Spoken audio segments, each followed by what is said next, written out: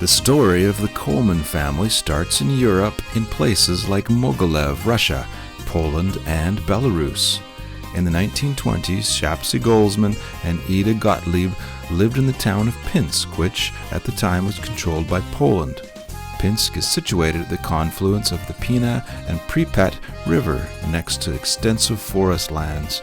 From the 16th century to the 20th, the leading Jewish citizens of Pinsk were large-scale merchants who imported finished goods, tools, colonial goods, spices, and fruit from the West, and exported skins and furs and wax, tallow, salt, and grain, and especially lumber and forest products to the West.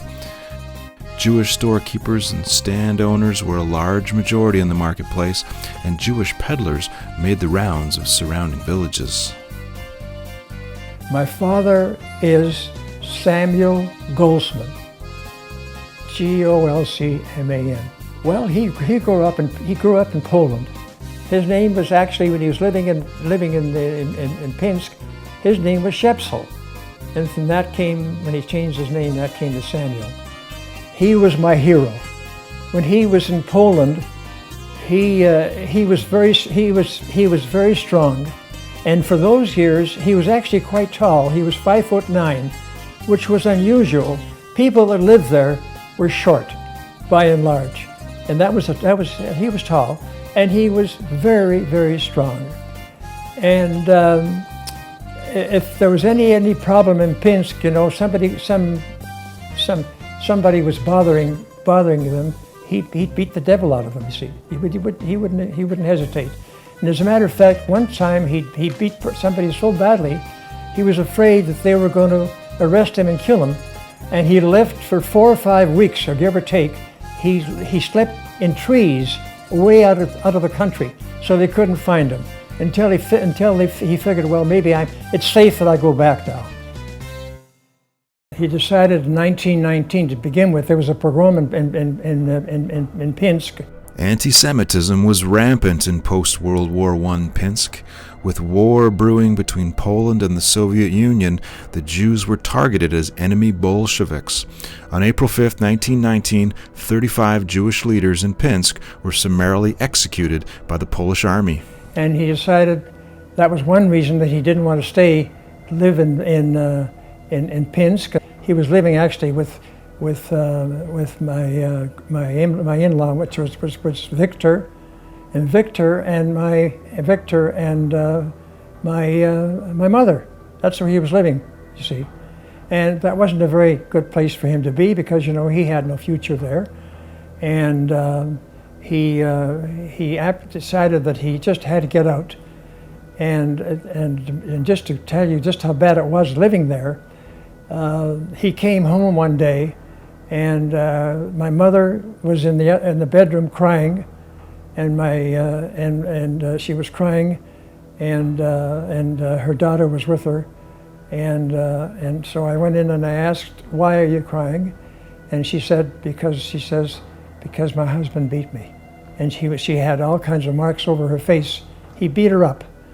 So what my dad did is he waited until his father-in-law came into the house, and he took him by the neck, and he looked him right in the eye, and he says, "If you ever touch her again," he says, "I'll kill you."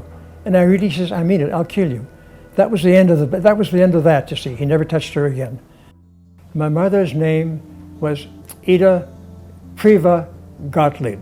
My mother and my dad was living in Pinsk. And Pinsk was, you know, where they were living was this very small area, actually, in Pinsk. And they fell in love, and they met when my mother was 17. My mother was a very beautiful woman, and they got married. And I was born when she was 18. When my mother came over, she had never cooked or anything in her life. She didn't have to. It was all done for her. She didn't know anything about cooking at all. So but finally, after she was in Vancouver a short while, they were having Passover, and so they had knedlach, you know, and so they had knedlach, So she and chicken soup. So anyway, my dad is eating the knedlach, and he puts his spoon into the knedel, and part of it went into his eye. It was very, very, very hard. It went into his eye. So I remember that too. Small thing, you know. And was he injured? no, but he just didn't want her to make any chicken soup anymore, don't you? Well, my dad came over in 1926, and it took him a year and a half of working very hard to get enough money to bring over my mother. And it really was something, because to begin with, you know, when he first came to Vancouver, he was met by a rabbi, a Reverend Bostinsky, who was, I don't know, he was a wonderful, wonderful man, and he would meet anybody that would come to Vancouver and try and help him. And he got my dad a job for a pawn shop on Hastings Street. And my dad worked from that pawn shop about 3 days, and he got a hold of Reverend Postinsky again, and he says I can't handle being in a pawn shop. I just find too much horrendous things that happen there in the pawn shop, and get me any other job here I can't do it. He says, I just can't do it. It just isn't me at all.